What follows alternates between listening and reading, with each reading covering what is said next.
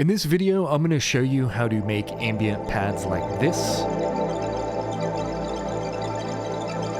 using one of the original Romplers, the Korg M1. The Korg M1 is an iconic synthesizer released in 1989 and is technically kind of one of the first Romplers released on the tail end of the 80s. It's known for a lot of its cheesy bread and butter sounds and was widely used in genres like pop and house, especially with that iconic piano organ sound. But you already know that. And today we're going to focus on the M1's more ambient characteristics and ability.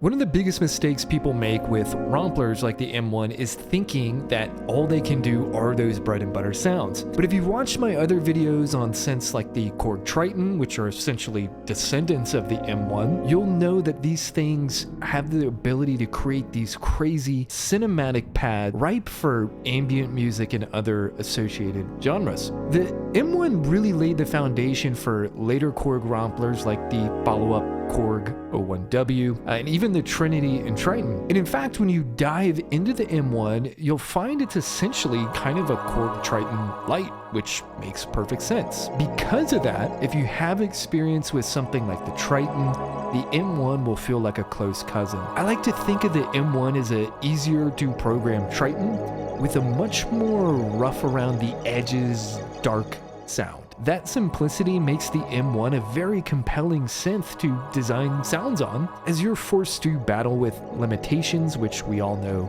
help breed more creativity.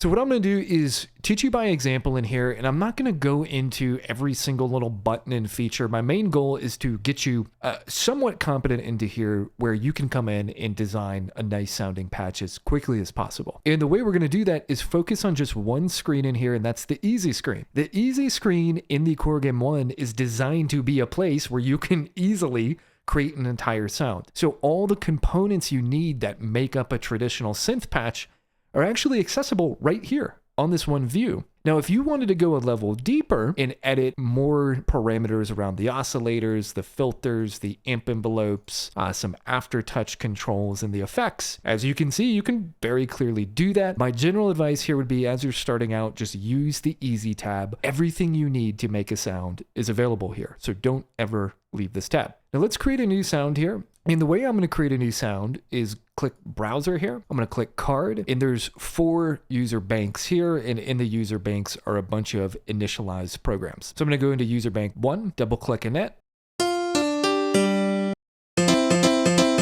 and we get this blank patch here. And so this is our starting point. First thing you'll notice over on the left here, we have a master volume level here. I usually keep it around 80 just to keep some headroom within the sound. All right, so let's start on the easy screen here, and our goal here is to build a patch without leaving the easy screen. And I want to do just a nice ambient pad. That's what this video is about. So the first thing we need is a good oscillator. In the Korg M1, you have 3 oscillator modes, nearly identical to the Trinity, the Triton, really any Korg synth from the AI2 Access Engine era.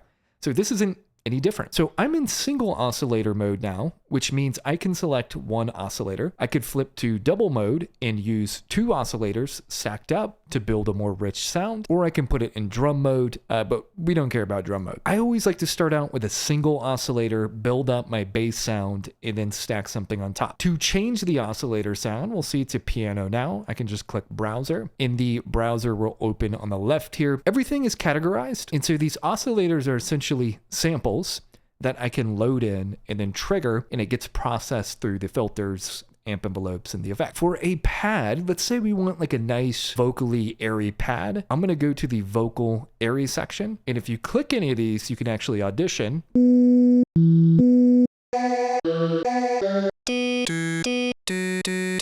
And I can scroll across here and see all sorts of different vocally airy waveforms within here. You're probably listening to this and you're like, oh my God, it sounds like how are you going to make a beautiful sound from that? You know, you kind of have to like visualize in your sound, because once we send this through effects, it's going to sound habit. So let's grab let's grab the voices oscillator here. And you'll see we can control the volume here, so if it's a little too loud. And typically if you're using two oscillators, you want to balance the volume. You don't want both at full volume or you could clip. So let's just bring this down a little bit in anticipation of stacking in another sound. So the next thing we want to do is shape the amplitude envelope for this sound. So if I press a key, it's an instant attack, just very boom, it's on. Not very pad-like. So if I look under VDA-EG, this is essentially the amp envelope. And you'll see I have two options here. I have an amp envelope for oscillator 1, amp envelope for oscillator 2. We have oscillator 1 selected. And now I can just grab my attack here, increase that out, pull out my sustain, drop my decay, add a little bit of release, and we get this. Maybe too long of an attack. Let's shorten it a little.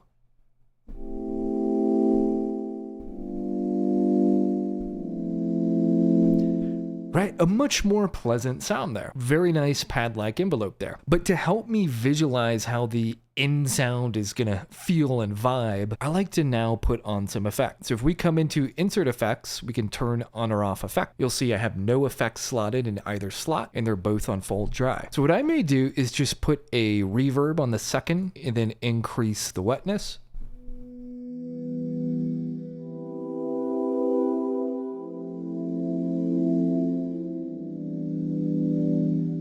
And then I can come into slot 1 and I could maybe put a chorus in.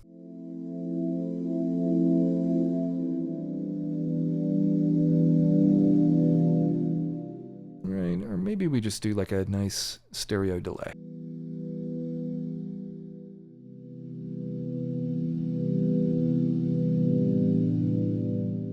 Now the next thing I want to do is grab the filter on here, and you'll see in the middle here under VDF we have two filters, one for each multi-sound. So I can grab this first filter here, they're all low pass filters, and you can apply resonance by clicking this box and then dragging up. Something the actual hardware didn't have was resonance, the VST does, but I don't want any resonance on this, but I am going to take this low pass filter and just drop it to take out some of the brightness.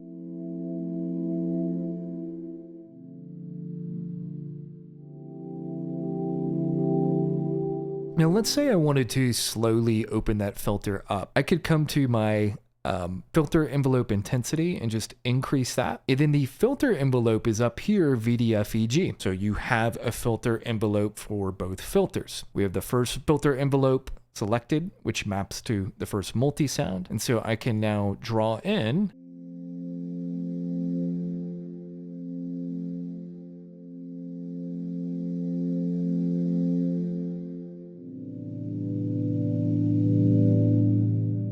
a little bit of a shape to open that filter up and then close it. So let's move on to sound number 2. So I'm going to change oscillator mode to double, and now multi-sound 2 is unlocked here. Let's drop the volume of that. And then what we can do is start to load a sound in here. So same process, go into browser. And then for this one, what should we do? Let's go into SE and grab that classic lower sound here.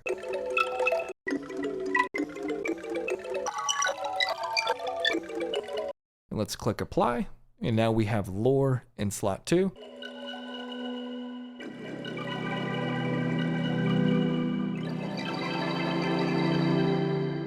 Now, what I'm going to do with this one is drop the volume even more. I kind of just want it poking out a little bit. And then I'm going to come to the amp envelope, and to grab the amp envelope for multi-sound 2, we have to click this guy, and then we can drag and shape that envelope. And it's always nice in here, you can kind of see both oscillators envelopes overlaid on top of each other. So it's a great reference point if you kind of want one sound to fade in after another. You can just look at this and quickly see how that goes.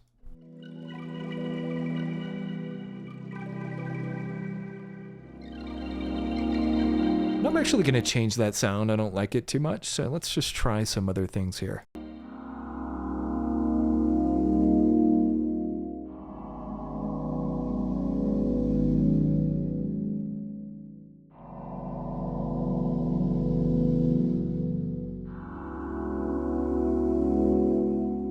And this is very much trial and error, right? You kind of just got to go in and try different things out.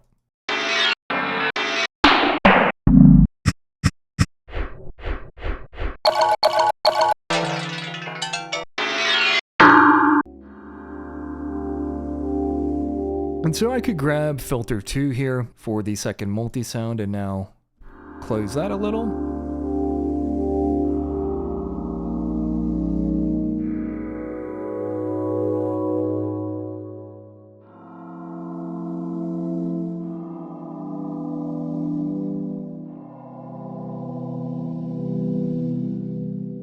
And that's kind of the essence of building a sound within here, right? It really, in my opinion, comes down to playing around with your multi-sounds, trying things out quickly.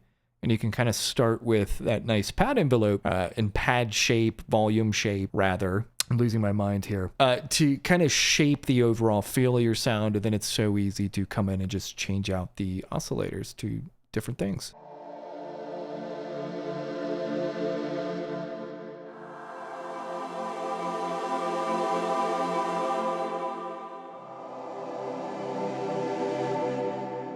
Now, another quick tip here, if you click link edit, this essentially allows you to edit parameters for both multi-sounds at the same time. So for example, if I grab the cutoff here, you'll see it'll move both cutoffs for oscillator 1 and 2. If I grab the attack in the amp envelope, it'll proportionately, right, move both envelopes at the same time. So it could be a nice way to quickly kind of alter your parameters and make changes across both oscillators.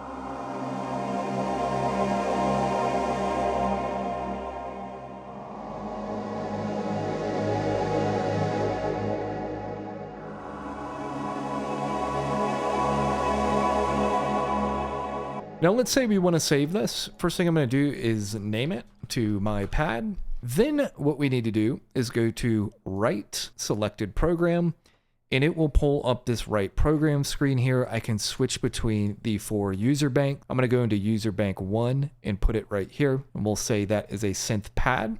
So I'm categorizing it. If I go into the browser later, I can filter on these different categories. So if I wanted a pad, this one would show up in the results. So we hit OK. That's now saved in there. So if I go to Browse, User Bank 1, there's my pad. However, this is a crucial step you must do. And Korg does this with all their synths. They make saving and loading things a nightmare in here. If I close the M1 and open it again, that pad that I just saved will not be in the bank. What you have to do is actually save all of the data to your computer. So if I go save all data, right, I can then put that on my desktop or wherever in this M1 all format. Then once I save that, if I were to open the M1 again, I'd have to go to File, Load, All Data, and load it in. Make sense?